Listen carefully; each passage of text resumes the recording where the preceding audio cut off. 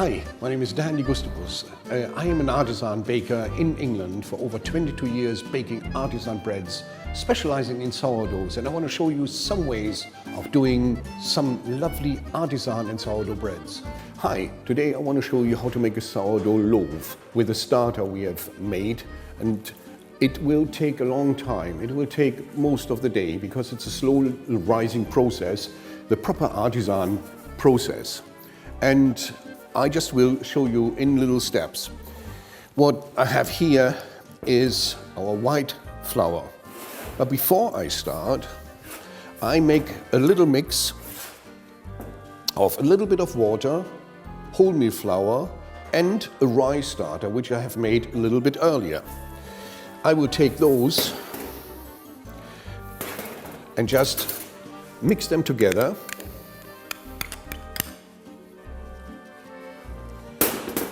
With the water,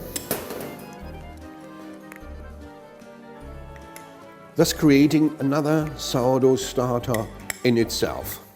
Now this needs to sit about 2, 3, 4 hours depending on your temperature you're having up there, and that is my 6-day starter. To show you how it looks after about 6 hours, it's like this one here. I just simply add this into my measured water for the sourdough, and then take on a white sourdough starter,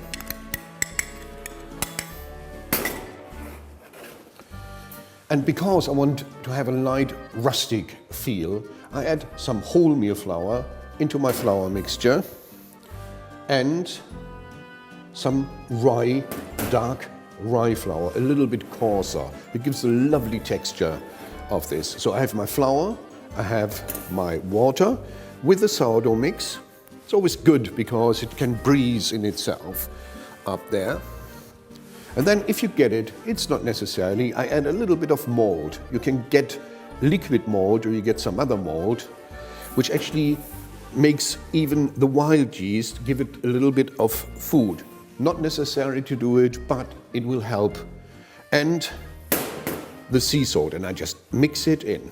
You see, there is no yeast in, and we will just harness the wild yeast, which are in our natural sourdough starter, sitting here in the water.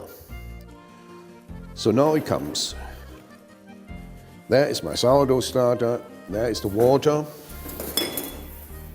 and now I have to dig in. Well, I always leave one hand free because that's usually the time when the telephone goes.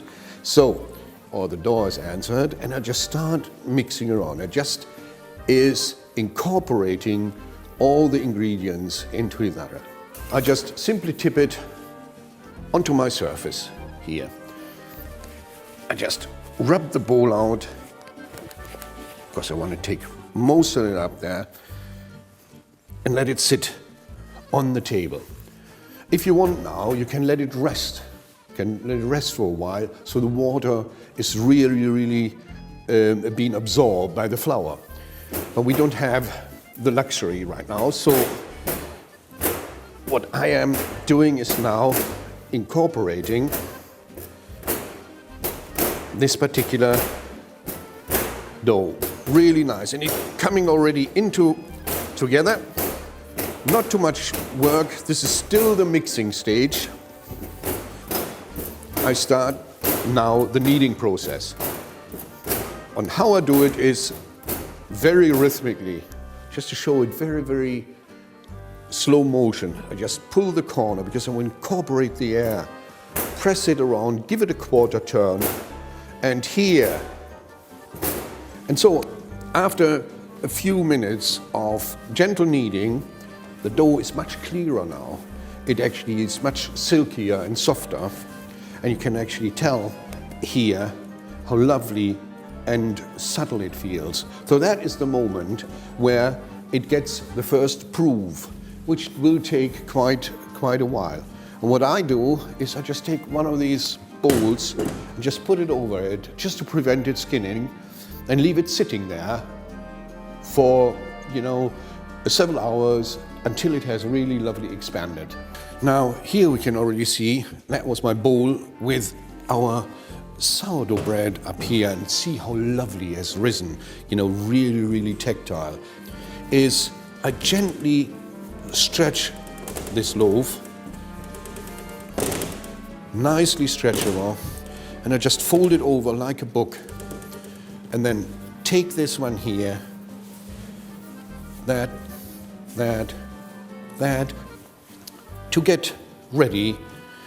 We will give it the last and final proof up there, and I will put it like it would be at your home oven onto a tray which are lined with a bit of silicone paper. And let's have a look what we have here. Wow, that is our sourdough loaf. How lovely it has risen. Fantastic. So the last thing is I take a little bit of water, just a tiny bit. Yeah, I got a little bit more. Just wet it and give it a swift cut over it, about this deep. And then I got a little crisp cut up here. Now you will appreciate I have a commercial oven, and this commercial oven will inject steam in itself. But you can do it by chucking a little bit of water in there, or have a water pan underneath to create a little bit of moisture. And so here, we would usually put it straight on the bottom oven, but I want to bake it like you bake at home. We have a tray underneath it, but feel free, if you get a lovely stone, to slide it onto the stone, gives an extra crust. Here we are, and now we wait for the result. I just want to take the bread out of the oven, because I had a little peek in there, and actually it's ready. Now, there we see. Come on, a lovely, lovely sourdough, and the smell permeating the air. Fantastic. This is the moment when we just take it out. A little bit of technicality. There. And if you hear, that tells me the bread is ready. But we still need to let it cool. And this is how to make sourdough bread.